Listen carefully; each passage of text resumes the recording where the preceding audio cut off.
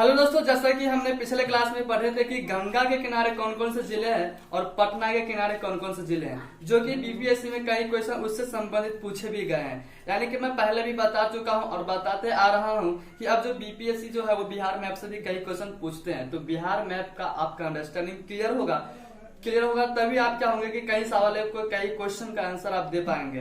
तो ये अगर चाहते हैं कि बिहार मैप से एक भी क्वेश्चन ना छूटे तो हमारे वीडियो का बने रहिए हमारे वीडियो के साथ।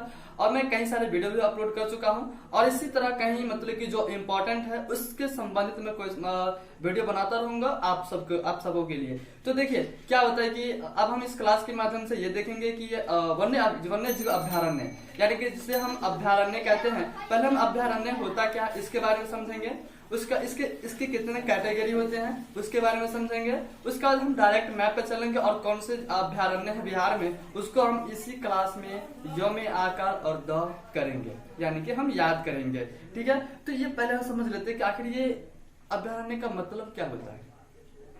तो अभ्यारण्य का मतलब होता है कि मतलब कि वैसा जीव जंतु जो स्वतंत्र रूप से किसी स्थान पर घूम सके, ऐसे स्थान, वैसा वन, वैसा जंगल जहाँ कोई भी जीव जंतु जानवर स्वतंत्र रूप से अपना मतलब कि वहां पे घूम सके, उसको किसी भी प्रकार का कोई तकलीफ, कोई संकट, कोई डर ऐसा नहीं हो, तो वैसे स्थान को हम अभ्यारण्य कहते हैं। तो अभ्यारण्य क्या होता है कि अभ्यारण्य 3 प्रकार के होते हैं, राष्ट्रीय उद्यान, और दूसरा होता है कि वन्य जीव अभ्यारण्य जिसे हम इंग्लिश में कहते हैं वाइल्ड लाइफ सेंचुरी, और थर्ड होता है जीव मंडल रिजर्व यानी कि बायोस्फीयर रिजर्व। तो ये 3 हो गए। इन तीनों को समझने से पहले हम ये समझ लेते हैं कि संकटापन, संकटग्रस्त और विलुप्त जानवर, विलुप्त जंतु किसे कहते हैं। जीव के 4 कैटेगरी होते हैं। पहला होता है सामान्य जीव। सामान्य जीव के वैसे जीव आते हैं जिस पे किसी प्रकार का भी संकट नहीं है, यानी कोई बिल्कुल स्वतंत्र है, उस पे किसी भी प्रकार का टेंशन वेंशन या संकट वगैरह कुछ नहीं है, वो नॉर्मली अभी चल रहा है। जैसे कि हो गया गाय, बकरी, भैंस, और ये सब क्या होगा, ये सब सामान्य जीव के अंतर्गत आते हैं। ठीक है, और सेकंड नंबर में है संकटापन। संकटापन किसे कहते हैं भाई? संकटापन वैसे जीव जंतु कहते हैं जो बेसिकली जिसमें संकट आने वाला है, संकट आया नहीं है, संकट आने वाला है, संकट आने वाला है, वैसे जीव जंतु को संकटापन में रखते हैं। जैसे एग्जांपल के लिए कहते हैं गरैया। गरैया ऐसी पक्षी है, गरैया जो है वो संकटापन के अंतर्गत आते हैं। और सेकंड एक और होता है लीलगाय। लीलगाय भी क्या होते हैं कि संकटापन के अंतर्गत आते हैं। तो जीव के 2 कैटेगरी आपने देख लिया, सामान्य जीव और संकटापन। और थर्ड में आता है संकटग्रस्त। संकटग्रस्त के अंतर्गत वैसे जीव जंतु को रखते हैं जो संकटग्रस्त है, यानी कि जो संकट में है। संकटापन मतलब संकट आने वाला है और संकटग्रस्त मतलब संकट में है, वो अभी संकट से जूझ रहा है। अगर उस पर गवर्नमेंट या हम लोग अगर ध्यान उस पर नहीं दे तो क्या होगा कि वो विलुप्त हो जाएगा। वो पृथ्वी से जैसे कि डायनासोर खत्म हो गया उसी प्रकार वो विलुप्त हो जाएगा। तो इसलिए हमारी सरकार एवं हम लोगों की एक जिम्मेदारी है कि हमें पर्यावरण की रक्षा करना चाहिए और इसे बचाने की मतलब प्रयासरत होना चाहिए। तो यही बात है कि ये संकटग्रस्त के अंतर्गत आ गया। और लास्ट विलुप्त आते हैं। विलुप्त वैसे जीव जंतु, विलुप्त के अंतर्गत वैसे जीव जंतु आते हैं जो मतलब कि अभी विलुप्त हो गया है, यानी कि वो है ही नहीं। भाई सब नाम से ही पता चलता है विलुप्त, यानी कि वो अभी पृथ्वी पर है ही नहीं। जैसे डायनासोर, डोडो पक्षी, ये सब क्या है, ये सब विलुप्त हो चुका है, अब है नहीं पृथ्वी पर। तो ऐसे पक्षी को विलुप्त के अंतर्गत रखते हैं। तो ये आपने देखा कि जीव के कैटेगरी, इन्हीं जीवों को क्या करते हैं कि हम लोग राष्ट्रीय मतलब कि वन्य जीव अभ्यारण्य, नेशनल पार्क, बायोस्फीयर रिजर्व, इन सभी में क्या करते हैं तो इन्हीं जीव जंतु को संरक्षित करते हैं, सुरक्षित रखते हैं। तो अब हम समझेंगे कि आखिर अभ्यारण्य कितने प्रकार के होते हैं, ताकि आप समझने में थोड़ा आसान हो जाएगा, क्योंकि आपने कुछ बेसिक चीज कंप्लीट कर ली है। तो देख लेते हैं सामान्य यानी कि अभ्यारण्य, जिसे इंग्लिश में कहते हैं सैंक्चुरी। देखिए दोस्तों, सैंक्चुरी में क्या होता है कि ये बेसिकली 3 प्रकार के होते हैं। एक होता है नेशनल पार्क।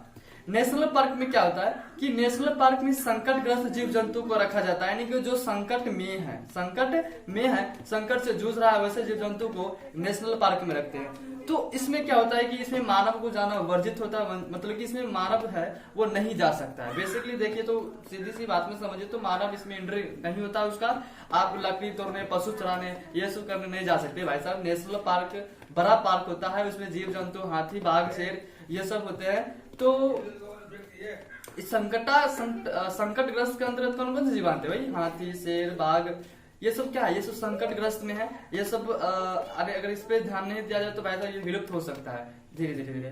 तो अब ऐसे भी देख रहे हैं कि इन सब का जनसंख्या जो है, संख्या वो बहुत ही ज्यादा मात्रा में कम हो रहा है। तो ऐसे स्थिति में गवर्नमेंट या हम सभी का ये जिम्मेदारी है कि इस पे थोड़ा ध्यान दिया जाए। तो इसीलिए क्या कहते हैं कि राष्ट्रीय नेशनल पार्क में संकटग्रस्त जंतु, जीव जंतु को रखा जाता है और इसमें मानव का जाना वर्जित होता है। उसमें आप नहीं जा सकते घूमने फिरने। हाँ, टिकट कटाकर जा सकते हैं। टिकट इसमें क्या है कि आप उसमें आप लकड़ी तोड़ने, पशु चराने, ये सब करने नहीं जा सकते हैं। लेकिन आप घूमने की वजह से वहाँ पे गार्ड होता है, आप वहाँ पे जाइए, टिकट कटाइए और आपको जीप में बैठा के ले जाया जाएगा। वहाँ पर आपको वहाँ पे गार्ड के माध्यम से घुमाया जाता है, जो कि काफी मतलब कि आप सेफ रहते हैं भाई साहब। ऐसे में क्या होता है कि अगर मान लीजिए सीधे जाना छूट कर दिया जाए तो क्या होगा कि या तो मानव ही पशु को मार के खा जाएगा या फिर पशु इस मानव को ही खा जाएगा, क्योंकि वहाँ खतरनाक जीव जंतु होते हैं। तो इसको रख के ध्यान में रखकर क्या किया गया कि भाई साहब ऐसा करते हैं को सुरक्षित जाए, ताकि वहां घूमने जाएगा तो किसी को नुकसान नहीं पहुंचा सकते हैं, ऐसा होता है। ठीक है, तो इस प्रकार आप मतलब पूरे सेफ्टी के साथ जाया जाता है और फिर वापस आ जाते हैं घूमकर। तो ये हो गया नेशनल पार्क। नेशनल पार्क के बाद हम चलते हैं वन्य जीव अभ्यारण्य, यानी कि wild life sanctuary. Wild life sanctuary क्या होता है? यानी कि इसमें भी संकटग्रस्त ही को रखा जाता है, संकटग्रस्त जीव जंतु को ही रखा जाता है। और आप बोलिएगा कि भाई साहब नेशनल पार्क और वन्य जीव अभ्यारण्य में अंतर क्या है? तो अंतर कुछ नहीं है। नेशनल पार्क थोड़ा सा छोटा होता है और वन्य जीव अभ्यारण्य यानी कि वाइल्ड लाइफ सेंचुरी जो होता है उससे बड़ा एरिया में होते हैं। नेशनल पार्क से बहुत बड़े एरिया में वन्य जीव अभ्यारण्य होते हैं। तो इससे क्या होता है कि इसमें बड़े एरिया होते हैं तो इसमें मानव को आंशिक रूप से प्रवेश की अनुमति होती है। आप अंदर जाके पूर्ण रूप से घूम नहीं सकते, यानी कि आप अंदर नहीं जा सकते। मानव को वहां पे जाना मतलब कि वंचित होता है, वर्जित होता है। तो ऐसे में क्योंकि बड़े एरिया होते हैं तो स्वाभाविक है भाई साहब, इतने बड़े एरिया में आदमी रहेगा कहाँ, तो कुछ न कुछ तो छूट होना चाहिए। तो आंशिक रूप से इसमें घुसने की अनुमति होती है। इसके अंतर्गत भी मतलब संकटग्रस्त जीव जंतु का रखा जाता है, जैसे हाथी, शेर, बाघ, ये सब जो है इसके अंतर्गत रखा जाता है। और ये काफी खूबसूरत, मतलब कि इसमें लोग जाते हैं। इसमें भी आप टिकट कटाकर जा सकते हैं। इसमें जो फीस लगता है वो फीस भरिए और आप जाइए, जीप में घूमिए आराम से और एंजॉय करके आइए। तो ऐसा होता है इसमें भी। और लास्ट में होता है जीव मंडल रिजर्व, यानी कि बायोस्फीयर रिजर्व। बायोस्फीयर रिजर्व क्या होता है? बायोस्फीयर रिजर्व, इसमें सामान्य जीव आते हैं, यानी कि तो हर पर सामान्य जीव, संकटग्रस्त, संकटापन, सभी जीव जंतु को इसमें रखा जाता है। और इसमें क्या है कि इसमें मानव को छूट होता है। इसमें आप जा सकते हैं, घूम फिर सकते हैं। इसमें कोई मतलब कि मानव पे प्रतिबंध नहीं होता है और घूम फिर के एक्चुअली में आप आ सकते हैं और इसका एंजॉय कर सकते हैं। तो ये जीव मंडल रिजर्व हो गया। ठीक है, तो जीव मंडल रिजर्व आपने देखा, तो ये तीनों को आपने देखा कि नेशनल पार्क और नेशनल पार्क हो गया, वाइल्ड लाइफ सेंचुरी हो गया, बायोस्फीयर रिजर्व क्या होता है आप ये समझ गए। अब हम डायरेक्ट मैप पे चलेंगे और वहां जाके बिहार में कौन कौन से वन्य जीव अभ्यारण्य है, नेशनल पार्क है और कौन सा बायोस्फीयर रिजर्व है, उनको हम य में आकर और द याद करेंगे। ठीक है, तो सबसे पहले हम डायरेक्ट चलते हैं मैप पे और ये बिहार का मैप होगा। और यहाँ से हम सबसे पहले देखिए, हम एक सीक्वेंस में याद करवाएंगे और उस सीक्वेंस में आपको चलना है ताकि आपको आगे जाके काफी कंफ्यूजन ना हो और वो आसानी से याद रह सके। तो हम पटना से शुरू करेंगे और ऐसे जिस सीक्वेंस में हम जिले याद किए थे उसी सीक्वेंस में चलने की कोशिश करेंगे। तो हम यहाँ पटना से शुरू करेंगे। पटना में जो है, पटना में एक संजय गांधी जैविक उद्यान है। देखिए, ये संजय गांधी जैविक उद्यान है पटना में। यहाँ पे ये नहीं, ये नेशनल पार्क नहीं है संजय गांधी, ये जैविक उद्यान है। ठीक है, तो संजय गांधी जैविक उद्यान पटना में है, याद रखिएगा। संजय गांधी जैविक उद्यान पटना। पटना के बाद भोजपुर है और यहाँ पे सुहियान पक्षी विहार है। सुहियान पक्षी विहार जो है यहाँ पे भोजपुर में है। तो यहाँ पे दो देखा आपने, संजय गांधी जैविक उद्यान, सुहियान पक्षी विहार। संजय गांधी जैविक उद्यान, सुहियान पक्षी विहार। उसके बाद हम कैमूर में चलते हैं। कैमूर, ये जो देख रहे हैं आप कैमूर में है कैमूर अभ्यारण्य। कैमूर में कैमूर अभ्यारण्य है। तो तीन आपने सीक्वेंस से देखा आपने कि संजय गांधी जैविक उद्यान, सुहियान पक्षी विहार और कैमूर अभ्यारण्य। संजय हमारे साथ बोलेगा दो चार, अच्छा, ताकि आपको इजिली याद हो सके।